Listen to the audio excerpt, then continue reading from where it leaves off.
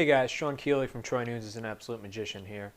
You know, every season there's that moment, and at least in the last decade or so, in a Syracuse football season when you realize that all those hopes and all that hype you had kind of built up for this upcoming season, the things you talked yourself into and during the off season, and after you heard all the positive stuff coming out, and you started to think big about wins and bowl games and Big East titles and things like that, and every season you go into the season thinking, this is the year, regardless of what everybody else is saying, this is the year where it kind of turns a little bit.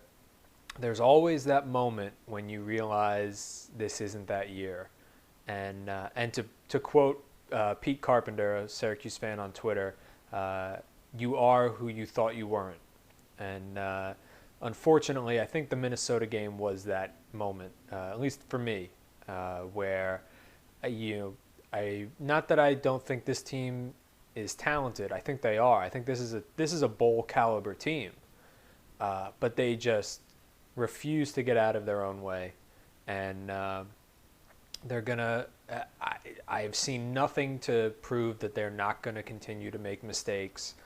The penalties, the weird play calling, the strange coaching decisions, and it's just things that I just can't understand or explain based on everything I know about Doug Marrone and the guys on this team. Who I have a lot of respect for all those people, but it's that Syracuse fan in me is just realizing that here we go again, and unfortunately at 1-3, we have to win 5 games out of 8 from here on out to go to a bowl game, and right now in this moment that's not looking too likely.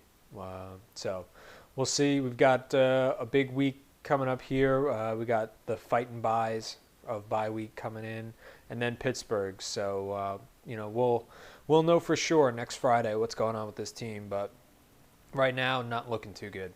Sean Keeley for Troy News is an absolute magician. Go Orange.